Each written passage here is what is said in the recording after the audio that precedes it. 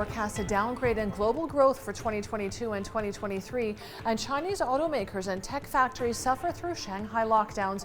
You're watching the Daily Brief with Forbes. I'm Ramia Farrage. The IMF is forecasting a downgrade in global growth for 2022 and 2023 as soaring inflation caused by the Ukraine war poses a massive setback for recovery. The IMF was forced to lower its 2022 global growth projection to 4.4% in January on the back of Omicron. But now it says the war in Ukraine has further dampened economic prospects as the world today is in the grips of two crises, pandemic and war. The IMF will release downgraded growth forecasts for 143 economies, representing 86% of global GDP. Russian state-owned gas producer Gazprom continued to supply natural gas to Europe via Ukraine today. Gazprom says the supply is in line with requests from European consumers. Requests stood at 71.6 million cubic meters for today, down from 81.1 million cubic meters yesterday. Chinese automakers may have to put the brakes on production if strict COVID-19 curbs persist in Shanghai. Electric vehicle maker XPeng says the prolonged lockdown is a menace to supply chains. COVID outbreaks across the country have hit the auto industry hard, with car sales dropping 10.5% in March. It's forcing manufacturers to halt operations and has made China's GDP growth target of around 5.5% look increasingly difficult to achieve. The lockdown has kept Shanghai's 25 million residents mostly at home. Meanwhile, shipments of some Apple products, as well as Dell and Lenovo laptops, are likely to face delays if China's COVID lockdowns persist.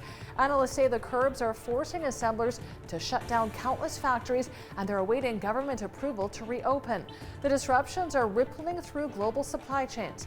Apple supplier Pegatron, for example, is suspending its plants in Shanghai and Kunshan, which produce iPhones. Quanta Computer, which produces 3/4 of Apple's MacBooks globally, also shut operations. Twitter CEO Parag Agrawal reportedly told employees that it's still evaluating Elon Musk's offer to buy the company and to take it private. Musk has launched a takeover bid proposing to buy Twitter outright for $43 billion and take it off the stock market. Musk says Twitter needs to be taken private to grow and to become a platform for free speech.